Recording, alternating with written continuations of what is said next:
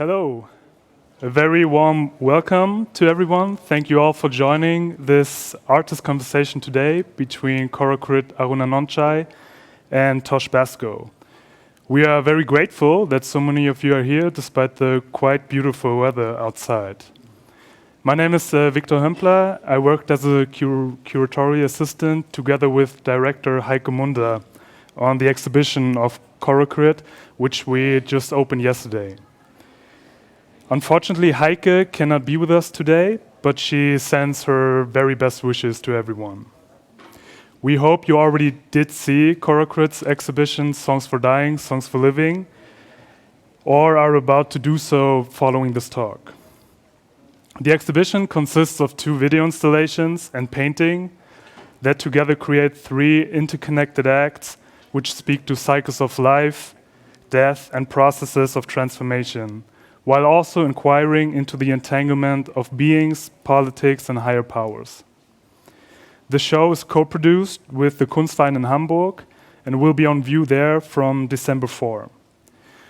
We are very honored that we can host this conversation between 2 artists and friends that have known each other for a long time and have recurrently collaborated in the past. Tosh Basco, to my left, is an artist working in performance, photography, and video, and her very characteristic performative practice employs improvisation as a mode of survival and world building. Basco is a co-founder of the collaborative entity Moved by the Motion that also includes artists Wu Tsang, Josh Johnson, Asma Maroof, and others. Tosh Basco is currently part of Schauspielhaus Zurich, where Moved by the Motion just recently also premiered their new piece Orpheus, which you all absolutely should go see.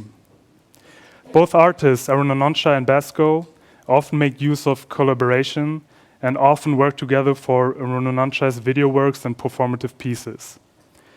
Tosh Basco has performed multiple times in Arunanondchai's videos, often appearing as an otherworldly, non-human character, body painted in green. Together, drawing upon Basco's very specific use of movement, dance, and improvisation, the artists together develop scripts for the performance part in Korakrit's videos.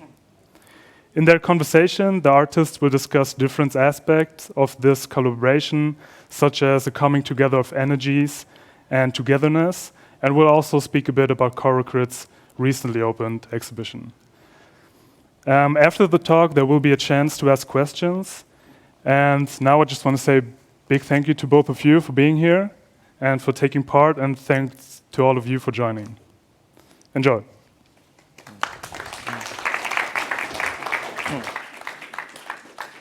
Hi. Hello, does this work? Hello. Yeah, okay, cool. Does it work? Yep. Yeah? Okay. Hi, so where should we start?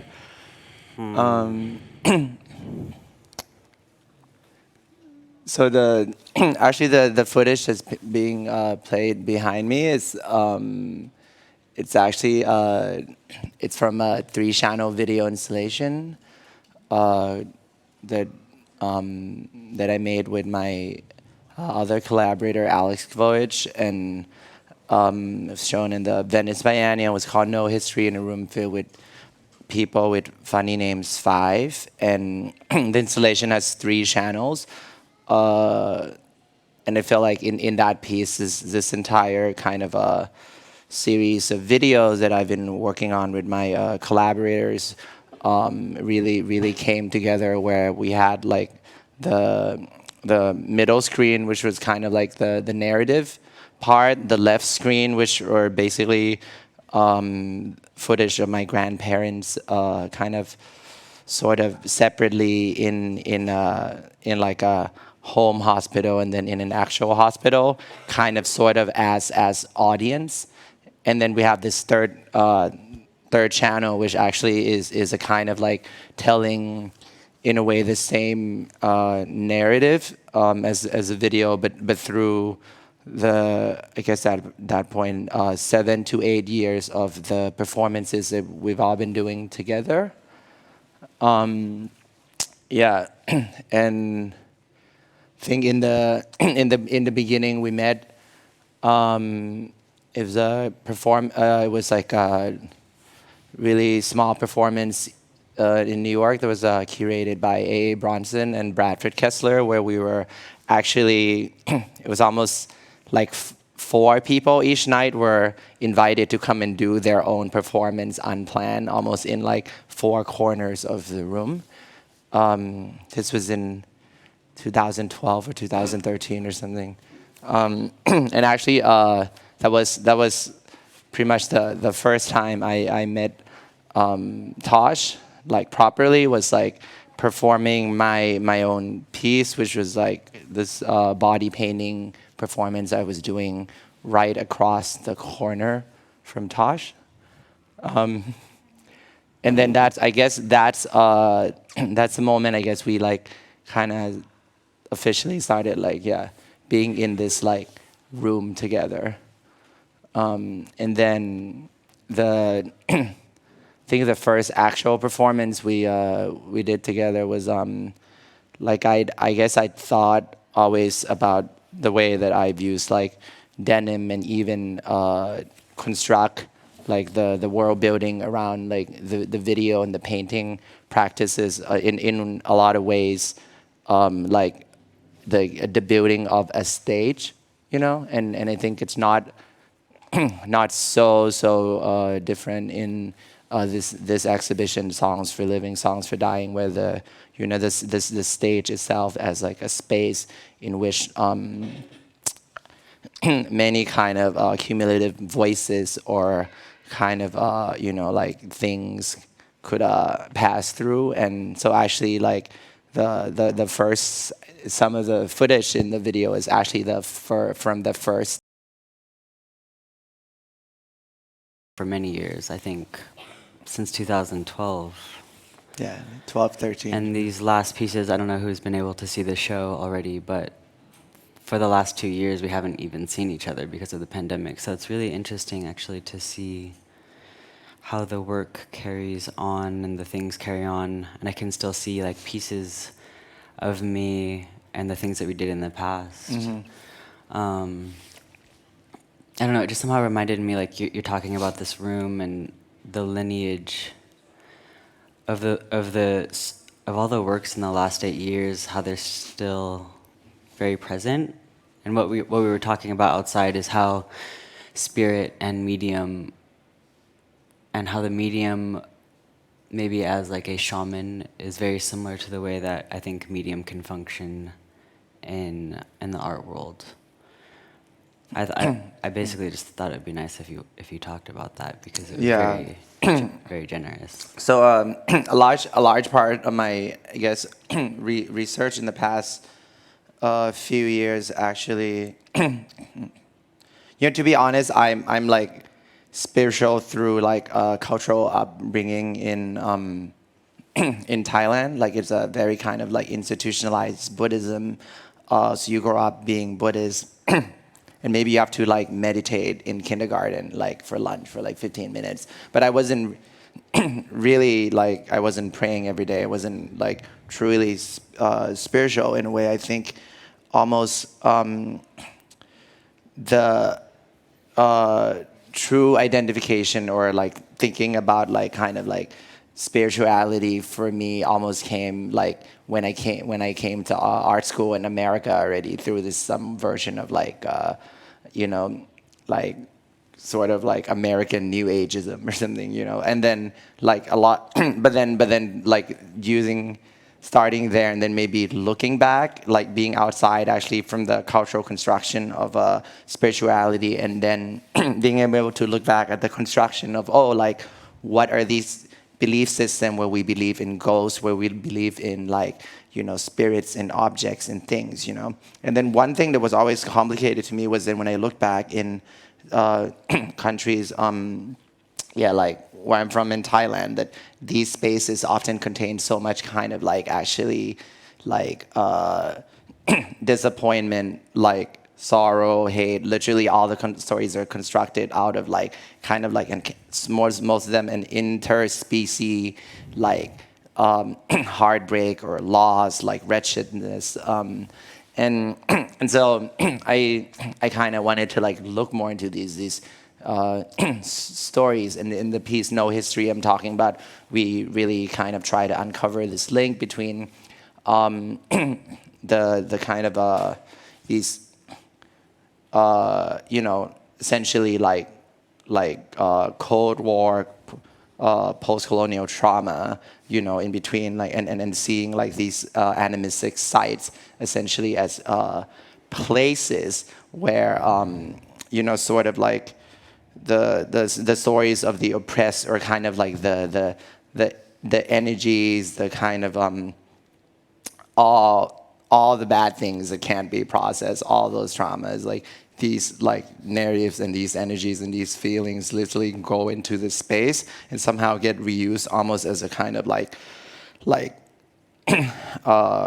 site for power or negotiation, essentially. And the story that we tell in at least a piece in Performa, we did a performance together that's based off in this piece, was that the story of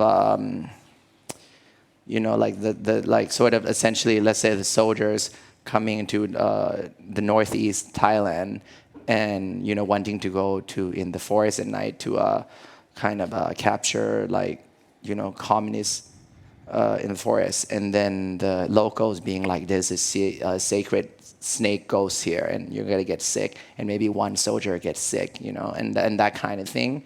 But and there's different versions of it, and essentially, just in short, these kind of research led me, I guess, to the past few years to really start to look at different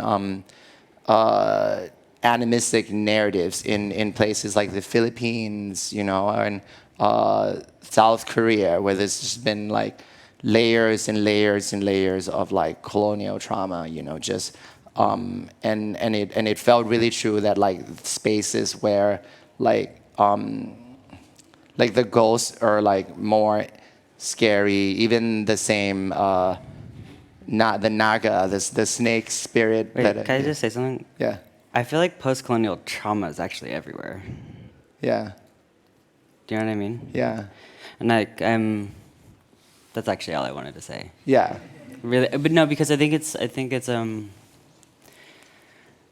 important thing for me to say, because I've been living here. I'm not from here, and I'm also from the United States. And I just, as I get older, it's interesting to me that you come from Thailand and you're finding spirituality in the institutions of art schools in the United States.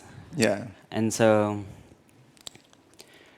and that's not to discount, I think, your work or what you're saying. I think it's actually to even point to the fact that meaning can be found and made in any corner of the world. And I was just talking to Vanessa. Vanessa is our gallerist in London. About that, about being an artist right now. And what it means to make work in the last 2 years, because really the work that's over there is it's from the pandemic, or not the pandemic. We're still in the pandemic, but in the beginning of it. Yeah. Sorry, I didn't mean to fully interrupt you, but I think that's an important thing, and I'm wondering even yeah, I don't know. Do you have a reaction to that? Yeah, I mean, I think that the art school New Ageism thing was to say that actually it's probably something that I'm further away from actually in the beginning, and just and maybe later able to then from somewhere else enter back into it. And I agree, it is everywhere. I think for me, I was just trying to return to that point where I think actually,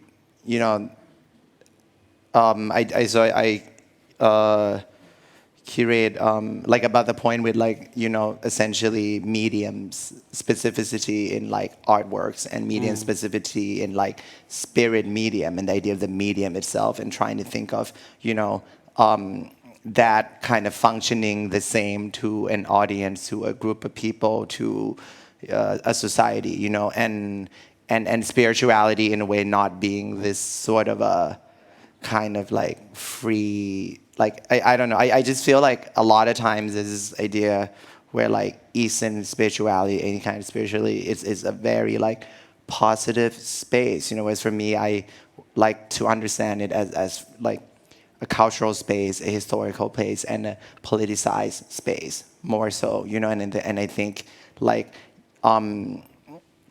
yeah, and then when, because I like try to avoid saying like the work, like I'm not a shaman, and the work is not like this spirit medium in a way. It's more so what the idea of the medium and like how meaning is made, and I think and the passing through and I think things like embodiment, in a specific time, in a specific place, and all these things we kind of think about in like making art, anyways. And so I curate a small art triennial in Thailand, in Bangkok, called Ghost. It only happened once 3 years ago, and Tosh did a piece there, and that was like a really like important moment where somehow I felt like I'd been like kind of thinking about this metaphor and this idea of the medium and the overlap between like art and the medium, but especially when it's framed in that way and happens in a context when the idea of the ghost, of the spirituality, is institutionalized and politicized, and and then like in Thailand, Buddhism and the institution of the monarchy and the military and the idea of like democracy and all this and the financial systems all bundled together. So it's like in this really like many countries like in this really messy space where everything's entangled, and then somehow when you work with a metaphor like ghosts and like present essentially like artworks, and it's just this very experience of entanglement for me. Like remember when you did the performance and then someone was like scared that you were gonna get possessed, and then we had to like talk through about like and then at that point there was something happened in me where I was like, well, the line's like very not clear. Someone was afraid that I was going to get possessed? Yeah. You remember when I called you and I was like... Oh, the owner of the space. Yeah, I remember the owner of the space, and we had like, there was like a tree, it was like a sacred tree. What, is this like, are we out of time? I just don't, we have like a... Not yet, right? Okay. Yeah, but just I think the messiness and the kind of sort of that entanglement, where is also like potentially that like that space of animism and that space of the shaman and that space of art making. It's actually like it actually is a very like what's it called, like it's because it's loaded and because things are still like forming and changing in ways that literally like defy a lot of things, and emotions are like able to act like more in it. I think that's why it's like also like a very viable space to, I don't know, essentially like like work through, and I think in a way, just to go back to like our collaborations together, like I think a chunk of time in my earlier practice, like from this moment on, like I kind of just gave you like sort of like a rough role in the piece as the Naga, but for me, I like the Naga is a snake spirit in like Thai, so in more like Southeast Asian folklore, is essentially the Leviathan, the snake, and like all the symbolism. It's kind of like just like more like the earth, the mystical, like the kind of force of the earth that can't be controlled in a way. It's always stands against the bird. This exhibition next door is a lot about the bird. The bird as is kind of like in Christianity is the angel. In the Asian Sumerian text is like the Anunnagas, but it often stands for something of like the space of the sky, kind of like a control system, a governing body in a way. It's a state, no? Yeah, it's like the state. In Thailand, the bird, and in It's yeah. not. It's actually. I mean, this is something I learned in the research for that part. It's. I mean, it's now surveillance. It's looking. It's seeing. It's. I think this actually it's.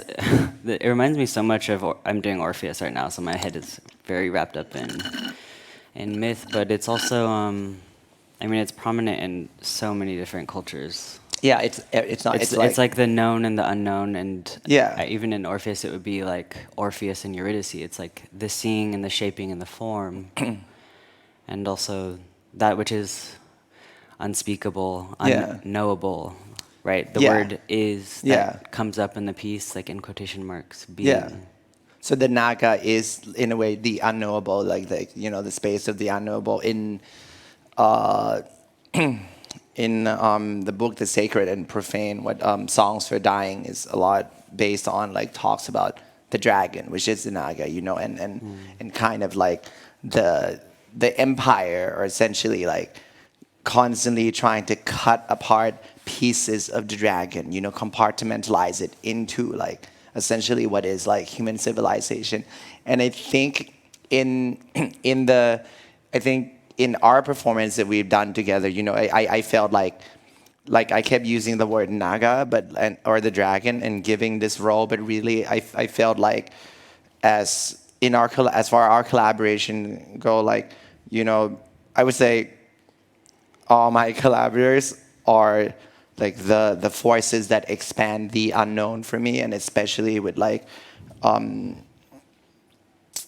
in Tosh's performance in the piece, I think oftentimes when I'm in the piece itself, sometimes with my twin, like I'm even performing the role of like the audience, and I think even afterwards, in a way, in these pieces where I feel like all my pieces kind of come out of performance, essentially, like mostly like I'll do a video, we'll do a performance together, and that performance will lead some way, either either through visual, through like documentation footage. It'll always lead into the next piece. It'll kind of just keeps going in a way.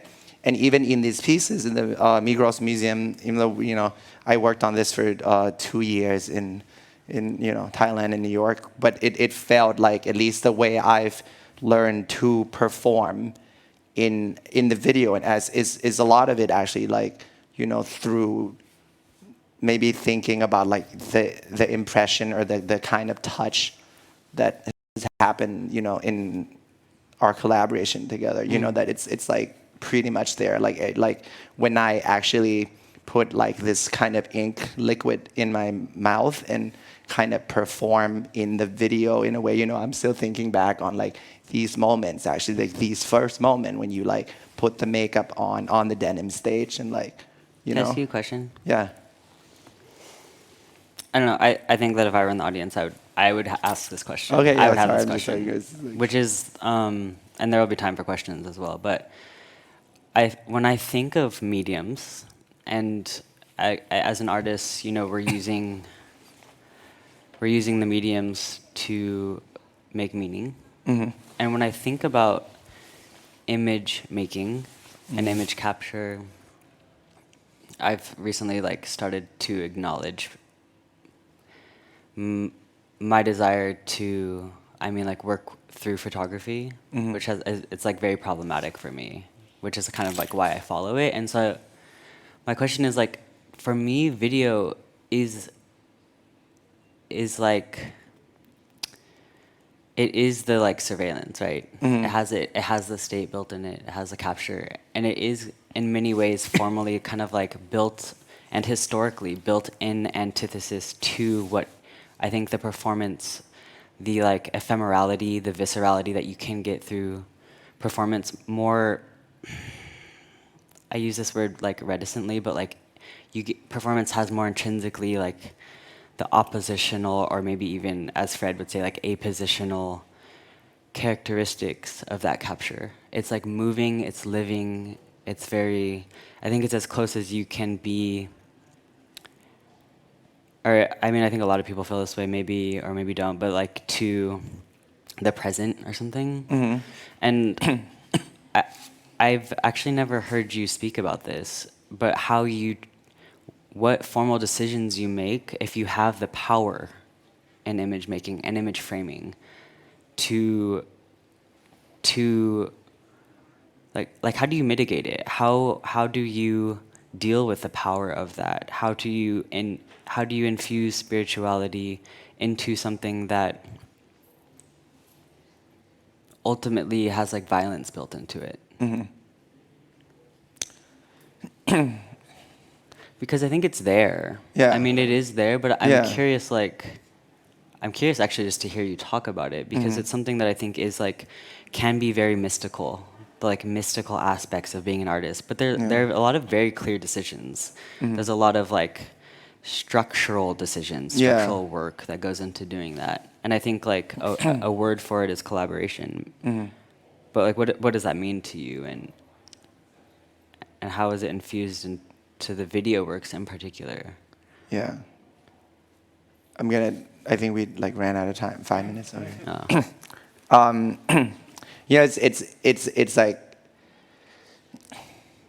I guess for me in the entire body of work, I've always just given that whole framing of the video, that violence, the structure, like a name, and it's like Chantry, you know, it's like the character I address, and then I use actually my own subjectivity to actually talk from that point, you know, and I think that's the thing that actually, you know, maybe you know, I think one of the reasons in Songs for Living, which was the newest video, that like somehow didn't engage any found footage or any like reality or any even like documentary, was even a feeling like that for me. Like the entire practice is always like this cringiness to it always, you know, in terms of when you put a camera on something, especially when it's like oftentimes bodies of like others move into another space, literally the art space, and you know, and more I'm really aware of this entire, it's just what we all deal with as an artist, you know, and I really understand like that I'm like a part of like contemporary art, which is just fully like a same force as like globalization and like an extension of colonization, and to like flatten things out in a way, you know, just like I think, and yeah, I don't know, I feel like, yeah, I think that as personally, like I just now am aware that there is for me like meaning even for myself gets made oftentimes through at the outside, you know, and then so there's always a kind of like externalization of self, you know, literally like the videos are oftentimes the externalization of self that meets like us for me, you know, and it's not like, it's a relationship that I'm becoming more aware of, and I think all artists have this, you know, and I think at the end of the day, like it's, yeah, like, you know, you keep some parts of yourself, and then you and there's a space where you like, you know, it's both a conflict, but I think it's also how the work is made too, you know, and it's always a negotiation where at the end, like, is the space of the unknown becoming more known, or is the space of unknown like actually expanding, and to whom, and yeah, I think it's like kind of hard to answer, but it's something I'm like thinking about a lot more now. Yeah. You know. Like right now? Like more like mostly like through COVID, you know. I think also as like, I mean, like in songs, as I also like, you know, use more like in this Songs for Dying, like political footage, and really like there's just been like layers, like it's like a longer conversation of like what it really means, what does you know, and then even the resistance to like not wanting the work to perform a certain something, like like to actually, I say the unknown, but you know, it's like this bigger space where yeah, it's kind of like the work, yeah, I don't know. It's too long, maybe too long to get to, and we ran out of time. So, yeah. Yeah, sorry, that was a big question. Yeah, big question. Yeah. Yeah. But I think, I mean, I think it's a nice place to even end because to me that's been, like this space of conversating has been such a fruitful and important part of personally is like just being an artist myself, but also making work with you. It's just like asking the questions and having kind of like a reflective space. I mean, I'll even answer the question a bit, which is I think that, I mean, violence is everywhere, so it's not something that is it's not necessarily bad. I wasn't trying to like attack you or anything with it. I think it's actually, it's helpful to understand and to deal with it. I mean, I kind of was asking you to like lay out your like magical equation. I wasn't sure if there was if you had an answer. Sometimes the you do. magical equation, what I've been thinking a lot about is essentially like, yeah, I guess it's actually like what the bigger space is push. You know, you're an artist, you're like storyteller, and then especially in my work where I feel like I push through like the personal narrative, and it's like and it's more like there's a lot of self-externalization in a way, and also a lot of kind of like externalization of thoughts, of relationships, of like when I'm like processing literally like the protests, the things here, these like things that already are like me going to document like these spaces, and they come together, and oftentimes it does, like there is conflict and violence in those documentary process, and that's like the two forces against each other. And at the end, it does come down to like the editing, the 2 months I spent just editing each video, working with the materials. I think there's that, like, and the decisions, and I think, yeah, and that violence is met, and that we're like concerned with in that space, and I think the ways in which it's dealt with, and, and every time, and it really depends, I think, yeah. Yeah. Okay, done. Yeah.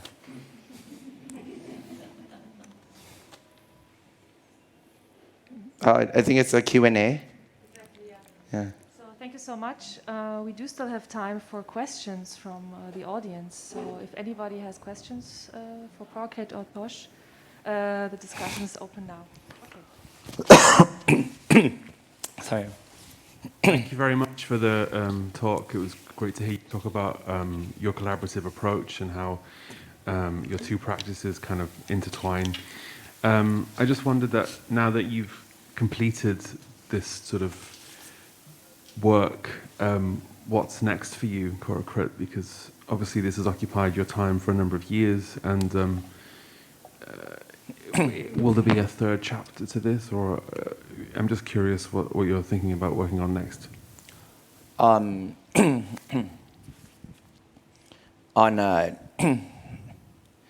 Just on a pretty practical level, but it's something I'm interested in, and also like I don't think I can show like these works in Thailand. Like I don't know if I feel safe to do it, and then.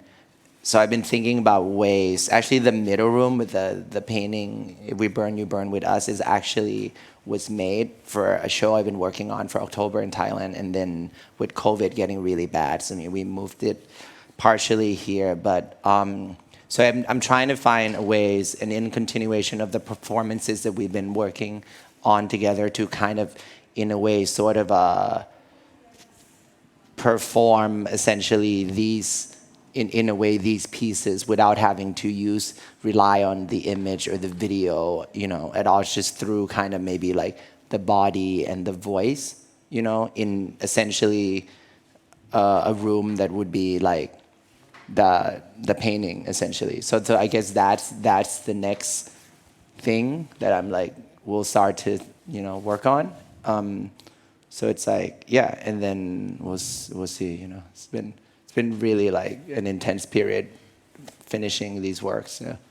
Maybe a break too, and Okay, thank you. Are there still questions?